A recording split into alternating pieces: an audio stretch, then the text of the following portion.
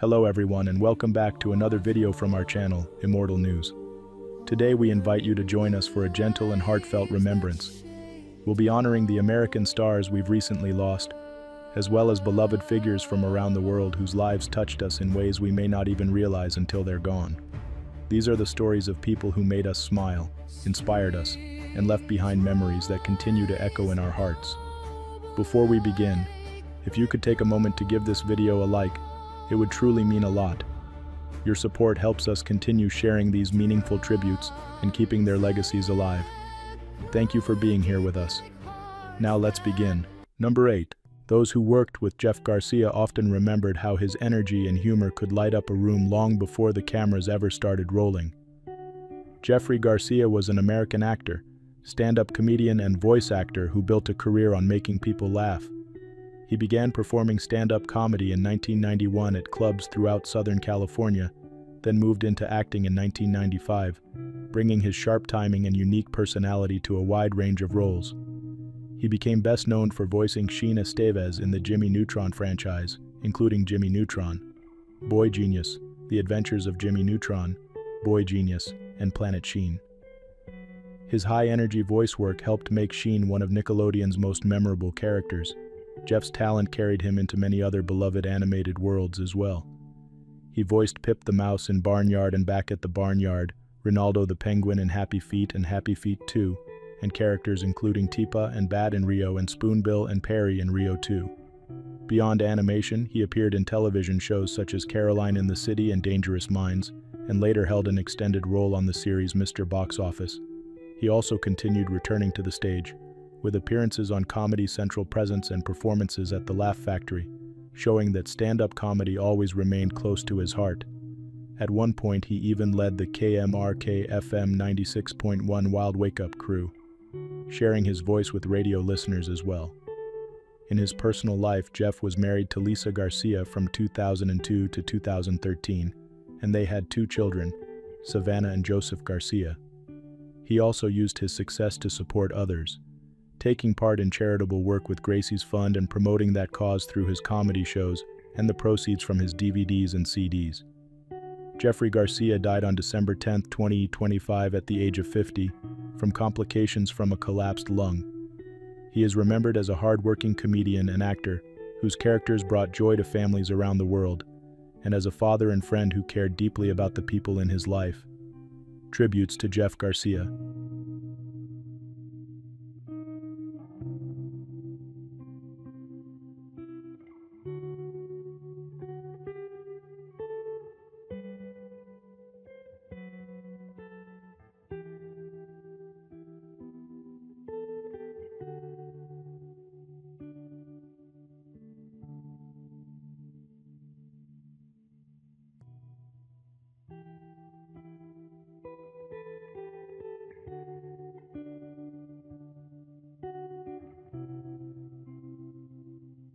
Number 7. Friends say that for Mike Holmes, Frank Cozzolino was never just a co-worker, but a true friend who helped bring heart and craftsmanship to their time together on screen.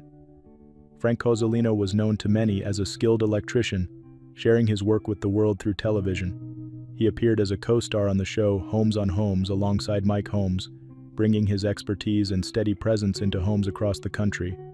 Viewers came to recognize him as the electrician who helped make things right again, one project at a time. Through his work with HGTV, Frank turned everyday electrical work into something people could understand and appreciate. He showed that behind every safe, well-lit home is someone who cares about doing the job properly. On Homes, his role wasn't just technical. He was part of a team that helped families feel safer and more secure. Frank Cozzolino passed away on December 4, 2025. His absence is deeply felt by those who worked with him and by fans who watched him bring calm professionalism to every episode he appeared in.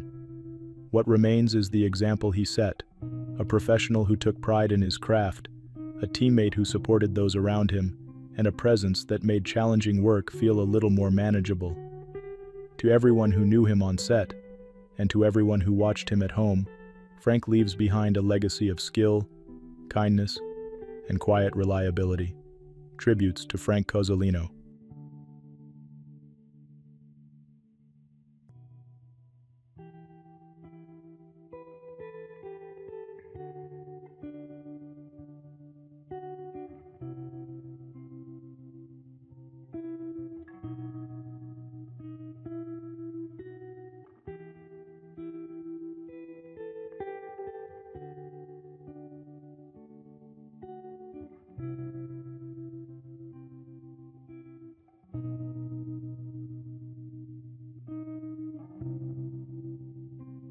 Number 6. Those who turned the pages of her books often felt as if they had found a witty, caring friend who understood real life with all its mess and magic.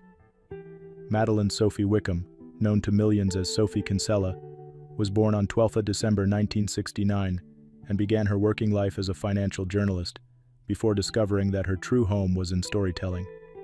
At just 24, she wrote her first novel, and by 26 it was published as The Tennis Party, a top 10 bestseller that quietly marked the beginning of an extraordinary career. Writing first under her own name, Madeline Wickham, and later under the pen name Sophie Kinsella, she went on to publish over 20 novels. Her books, including the beloved Shopaholic series and standalones like Can You Keep a Secret, The Undomestic Goddess, Remember Me, and My Not-So-Perfect Life, reached more than 50 million readers in over 60 countries and were translated into more than 40 languages. Through the unforgettable Becky Bloomwood in the Shopaholic series, she turned a financial journalist with a shopping habit into a global icon of modern chick lit, blending humor, heart, and everyday struggles in a way that felt wonderfully human. Her work leapt from page to screen when the early Shopaholic novels were adapted into the 2009 film Confessions of a Shopaholic, starring Isla Fisher and Hugh Dancy, bringing her characters to an even wider audience. She also wrote for younger readers, including the young adult novel Finding Audrey, and in 2024 shared her own cancer experience in the novella What Does It Feel Like?, written after neurosurgery. Away from her books, she was born Madeline Sophie Townley, the eldest of 3 sisters, in a family where storytelling ran deep. Her sisters Gemma and Abigail also became writers. Educated at Putney High School, St. Mary's School Shaftesbury, Sherborne School for Girls, and New College Oxford, she first studied music before switching to philosophy, politics, and economics. In 1991, she married Henry Wickham, whom she met at Oxford. Together they raised 4 sons and 1 daughter, making their home in Dorset and London. Diagnosed with glioblastoma in late 2022, she faced an aggressive brain cancer and underwent neurosurgery, later choosing to share that journey publicly. She died at her home in Dorset on 10 December 2025, at the age of 55, just 2 days before her 56th birthday. Through laughter, warmth, and a deep understanding of everyday hopes and worries, Sophie Kinsella's stories will keep comforting and delighting readers for years to come. Tributes to Sophie Kinsella.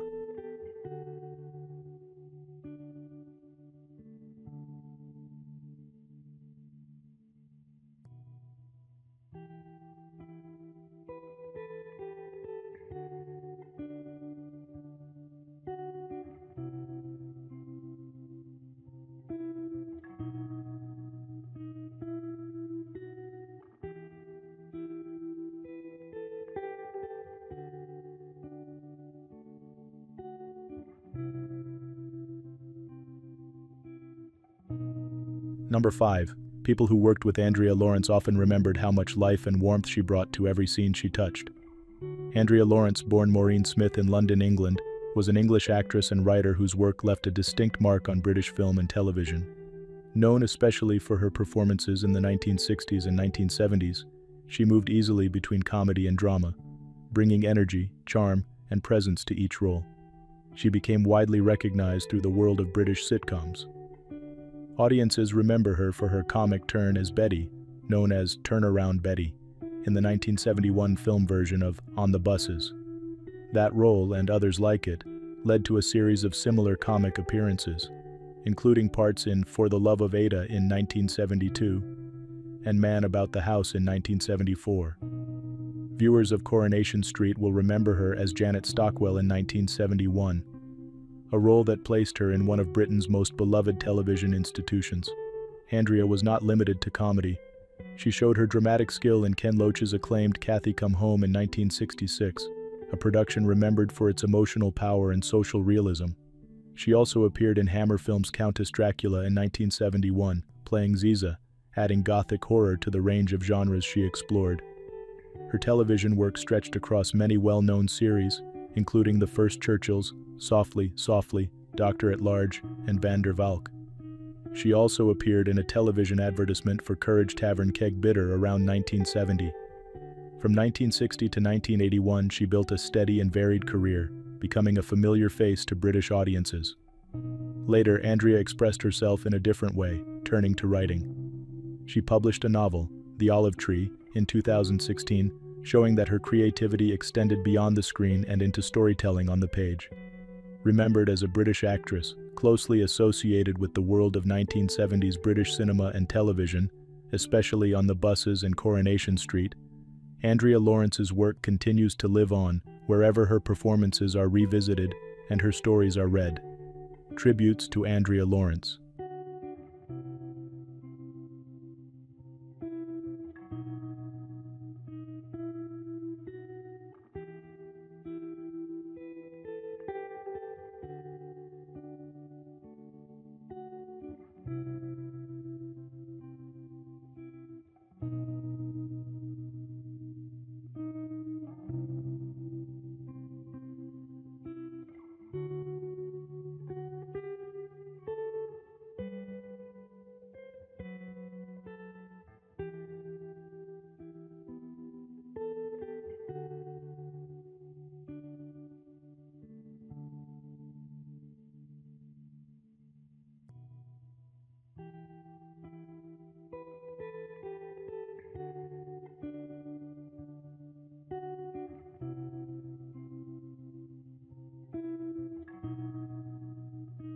Number 4. A colleague once said that D.G. Martin's insight, warmth, and dedication to storytelling enriched his community in ways that are hard to measure, and that is how many people in North Carolina will remember him. David Grier. Martin Jr. was born on May 24, 1940 in Atlanta, and died on December 9, 2025, in Chapel Hill at age 85. He was an American lawyer, politician, university administrator, author, and media personality who became a familiar and trusted voice across his state. He grew up to study at Davidson College, where he played basketball for the Wildcats, and later graduated from Yale Law School. Before his public life in education and media, he served his country as a Green Beret in the U.S. Army. D.G. Martin devoted many years to higher education in North Carolina. Beginning in 1987, he served the University of North Carolina system as secretary and later as vice president for public affairs, working closely with the North Carolina legislature and the UNC System Board of Governors. At the same time, he became a gentle, steady presence in North Carolina's public conversation. Since 1985, he wrote a weekly newspaper column titled One-on-One, sharing reflections with readers across the state. From 1999 to 2021, viewers knew him as the host of North Carolina Book Watch on UNC TV, where he introduced them to authors and their stories. Starting in 2002, radio listeners on 97.9 The Hill WCHL heard his voice on Who's Talking. He was also the author of North Carolina's Roadside Eateries, a traveler's guide to local restaurants, diners, and barbecue joints, first published in 2016 and later revised and expanded in 2024. In recognition of his contributions, he received the 2020 North Caroliniana Society Award. Away from the microphone and the page, he was a husband to Harriet and a father to David Grier Martin III and May Martin Bryan, with several grandchildren who knew him simply as family. He died from melanoma at his home in Chapel Hill. Today we remember D.G. Martin as a servant of his state, a champion of books and ideas, and a neighborly voice who helped North Carolinians feel more connected to one another. Tributes to D.G. Martin.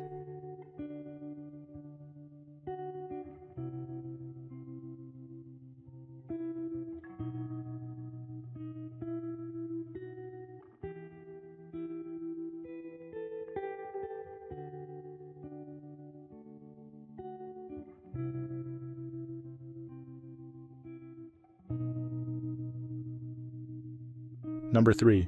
Those who worked alongside him remember a man who refused to accept that a child's future should be limited by their zip code. Roderick Rayner Paige Sr. was born on June 17, 1933 in Monticello, Mississippi, the eldest of 5 children in a family devoted to public education.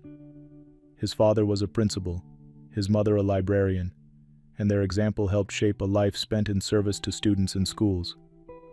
He earned his bachelor's degree from Jackson State University, then went on to Indiana University for both a master's degree and a doctorate. From the start, he stood at the intersection of classrooms and playing fields, teaching health and physical education and coaching football, guiding young people both academically and athletically. Paige became head football coach at Jackson State University in the 1960s and later at Texas Southern University, where he also served as athletic director. At Jackson State, he recruited standout players and was part of a history-making game that helped break the color barrier at a major stadium in Mississippi. His leadership on the field reflected a deeper belief in opportunity and progress. In Houston, he settled with his family and quickly became a community leader, even helping residents win a court battle to remove a dump from the edge of their neighborhood.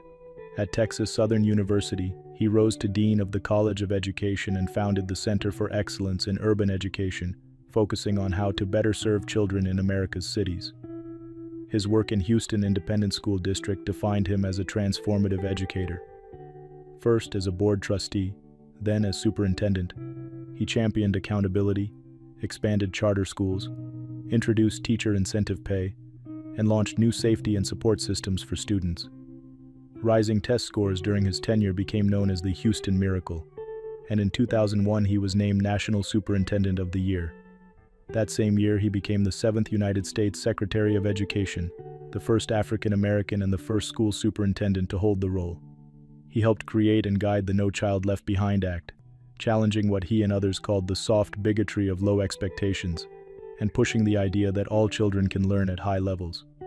Later, he returned to Jackson State University as interim president, once again serving the institution where his own journey began.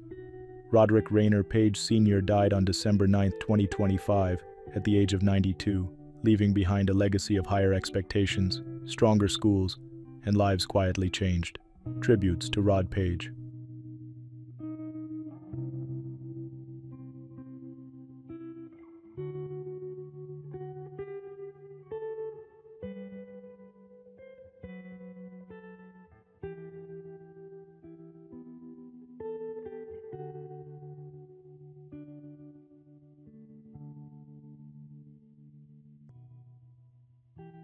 Number 2. Friends say that Jubilant Sykes was not only an amazing singer, but an amazing person whose presence felt like a light in every room he entered.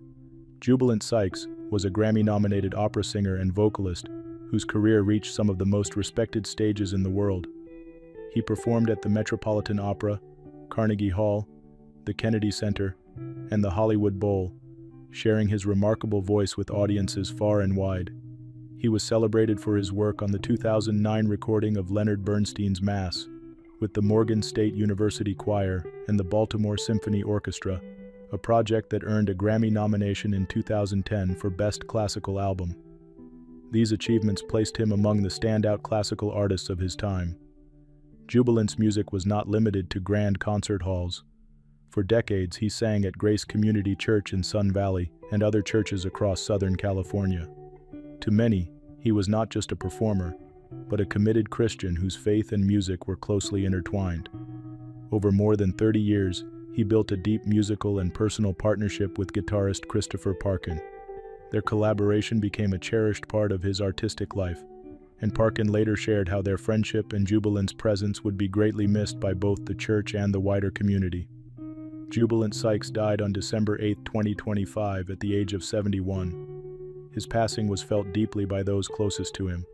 He was a husband and the father of a son, Micah Sykes, and his family, friends, and audiences remember not only his extraordinary talent, but also his warmth, character, and the joy he brought to others.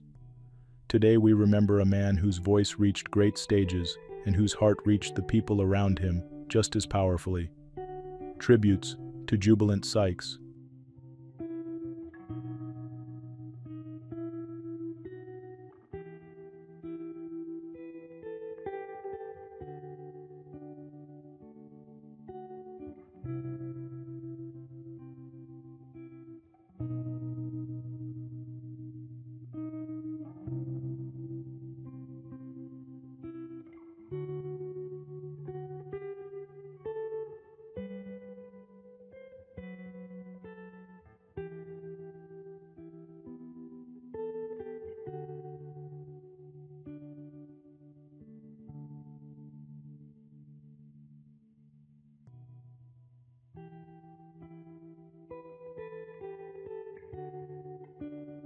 What's trending on the internet? News 1. Every so often the internet pauses from its usual noise to collectively honor a life lived with passion and heart, and that's exactly what's happening right now with social media creator Michael Duarte. Michael Duarte, a 29-year-old influencer known for his upbeat spirit and creative energy online, has had his cause of death officially shared with the public. According to his family and medical information, Michael died from complications related to chronic alcohol use, which led to severe liver damage and cirrhosis. He had been open in recent months about struggling with his health and seeking treatment, and he passed away in November, leaving fans, friends, and loved ones deeply saddened. While the circumstances are heartbreaking, so many people are choosing to focus on how Michael lived, not just how he died. Online, his followers are remembering his kindness, his humor, and the way he encouraged others to be themselves. Many have shared stories of how his videos helped them feel less alone, or gave them a smile on a hard day. His family has also spoken about the bright, creative young man they loved, and their hope that his story might encourage others to take care of their health and to reach out for help when they need it. For older viewers who have watched the world move from newspapers and television to phones and social media, Michael's story is a powerful reminder that behind every profile and every video is a real person, with a real family and a real journey. His passing has also opened up important conversations about taking health concerns seriously, recognizing the signs of addiction, and supporting loved ones with compassion, rather than judgment. In the days since the news was confirmed, fans have been celebrating Michael's life by revisiting his favorite posts, sharing positive memories, and sending messages of love to his family. Many are choosing to honor him by checking in on friends, cutting back on unhealthy habits, or simply telling the people in their lives how much they care. Though Michael Duarte's time here was far too short, his impact continues in the lives he touched. He will be remembered for his creativity, his warmth, and the joy he brought to millions of screens around the world. And as people share his story, they are turning their grief into a gentle reminder to cherish our health, hold our loved ones close, and celebrate every day we're given.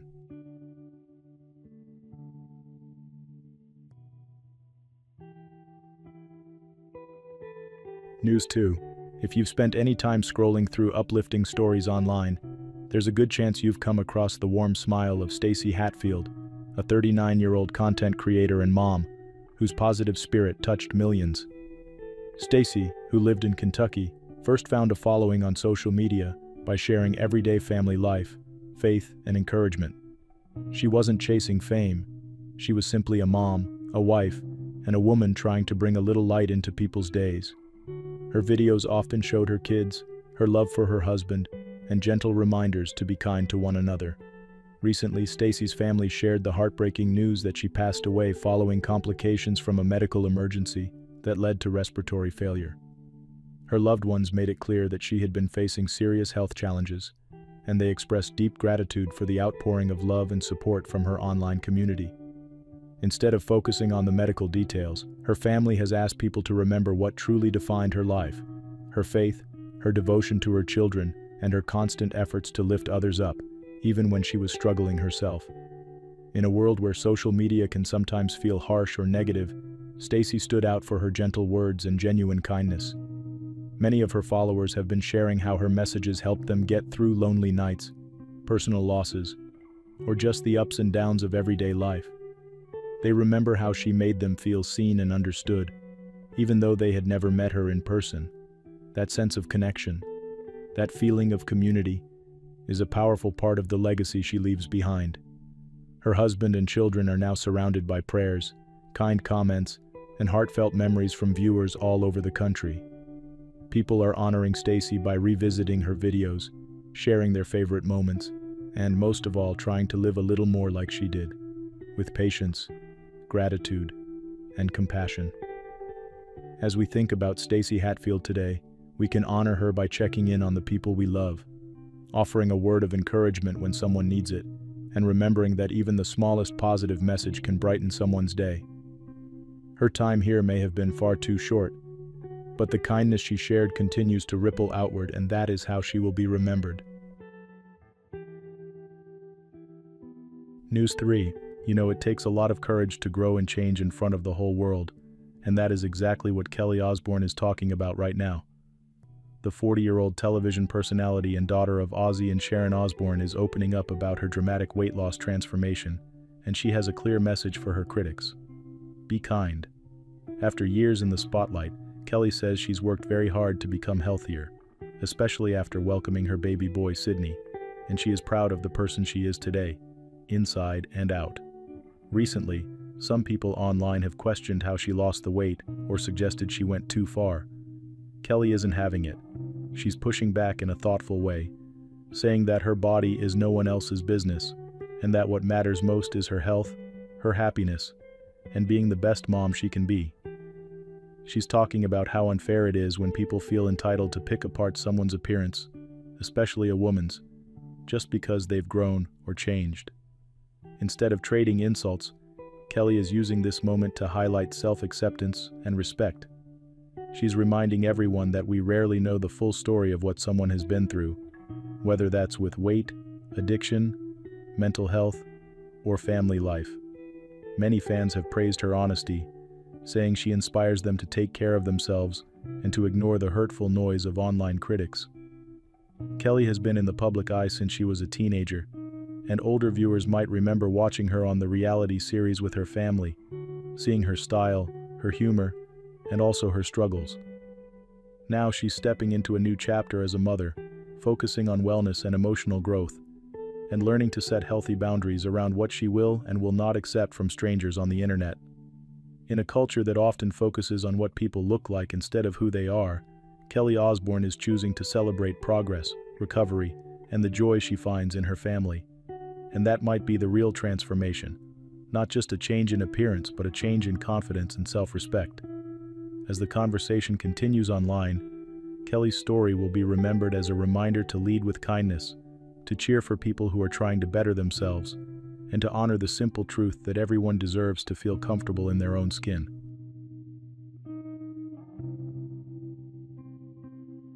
Number 1.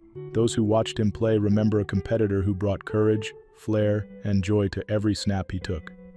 George Ignacio Mira was born on January 11, 1942, in Key West, Florida. From the start, sports were his language.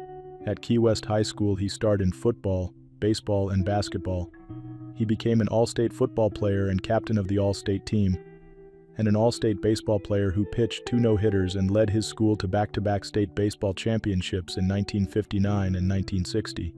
On the football field, he threw for 357 yards and 16 touchdowns, earning the attention of colleges across the country. Though drafted by the Baltimore Orioles in baseball, he chose a football scholarship to the University of Miami. At Miami, the quarterback nicknamed the Matador became one of the school's most celebrated players. From 1961 to 1963, he led the Hurricanes to 2 bowl games and set program records with 4,633 passing yards, 5,135 total offense yards, 368 completions, and 28 touchdowns. He was an All-American in 1962, finished in the top 10 of Heisman Trophy voting in both 1962 and 1963, and led the nation in total offense in 1963. In the 1962 Gotham Bowl, he threw for 321 yards, a school record at the time, showcasing the fearless style that fans loved. George's professional career took him across North America. Selected 15th overall in the 1964 NFL Draft by the San Francisco 49ers, he spent 8 seasons in the NFL with the 49ers, Philadelphia Eagles, Baltimore Colts, and Miami Dolphins, often serving as a trusted backup, including behind John Brodie in San Francisco and Bob Grease with the Dolphins in their Super Bowl VI season. He then continued his journey in the Canadian Football League and the World Football League. With the Montreal Alouettes, he added to his passing totals, and in 1974, he led the Birmingham Americans to a World Bowl championship and was named MVP of the title game. He later played for the Jacksonville Express. Across his professional career, he threw for 8,292 yards and 67 touchdowns. His impact was later recognized with induction into the Florida Sports Hall of Fame in 1997 and the FHSAA Hall of Fame in 2005. Tributes to George Mira.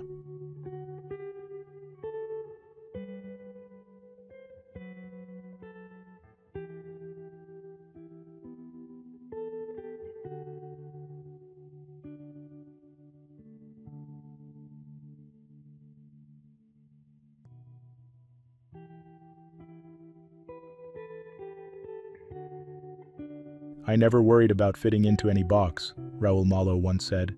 I just wanted to make beautiful music.